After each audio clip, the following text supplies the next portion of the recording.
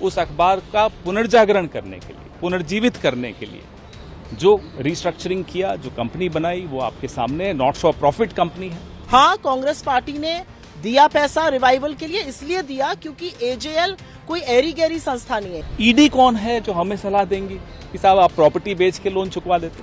आज एक बड़ी महत्वपूर्ण हमारी तरफ से आर्गुमेंट्स दी गई और उसमें जो सवाल हमने पूछे कि एनफोर्समेंट डायरेक्टरेट हमें सलाह नहीं दे सकती कि साहब लोन भुगतान करने के लिए आपने प्रॉपर्टीज क्यों नहीं बेची?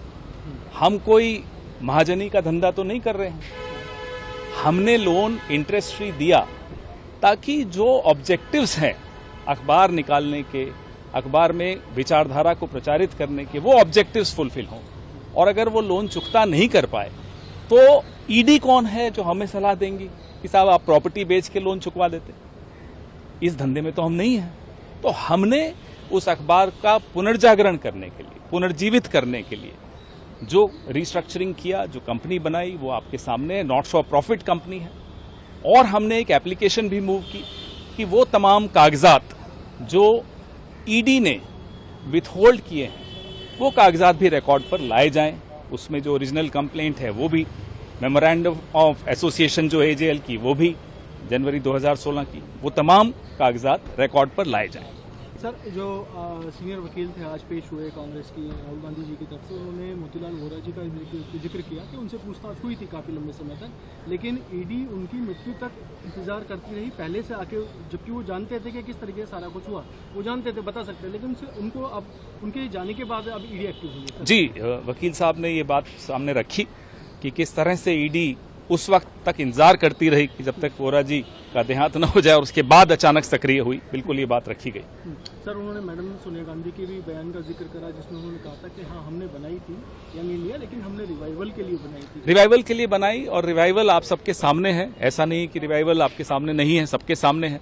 और जो रेंट है, जो प्रॉपर्टीज हैं, कहीं भी किसी व्यक्ति विशेष को प्रॉफिट देने के लिए की कोई आय अर्जित की हो, वो कतई नहीं हुआ। बहुत क्लियर है और यही बात हमारे लर्नेड काउंसिल ने आज भी कही और कल सिंघवी साहब ने कही थी कि ये एक ऐसा विचित्र केस है जहां पर मनी लॉन्ड्रिंग का चार्ज लगा है, लेकिन एक पैसे का आदान प्रदान नहीं हुआ है, एक पैसे का एक्सचेंज नहीं हुआ है, ना प्रॉपर्टी ट्रांसफर हुई है, ना एसेट ट्रांसफर हुआ है। तो ये बड़ा विचित्र केस है।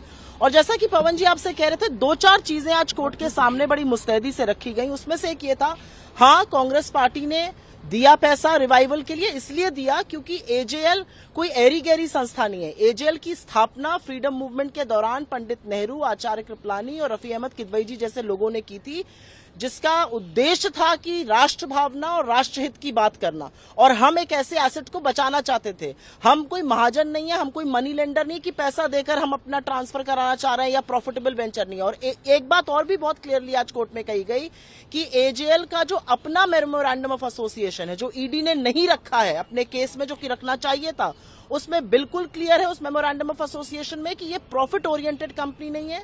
इसका और कांग्रेस की विचारधारा का मिला जुला एक संबंध है, और इसीलिए हम पार्टीज जो हैं वो लाइक माइंडेड पार्टीज हैं।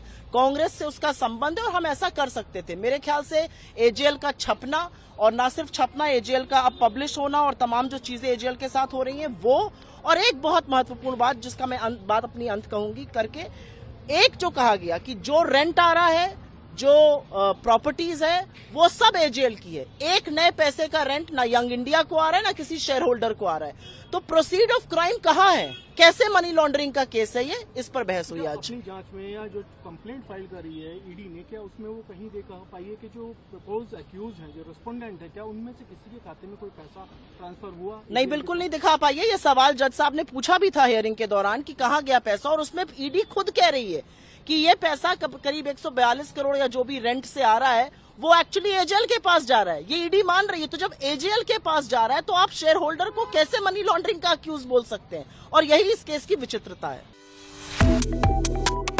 Subscribe to One India and never miss an update. Download the One India app now.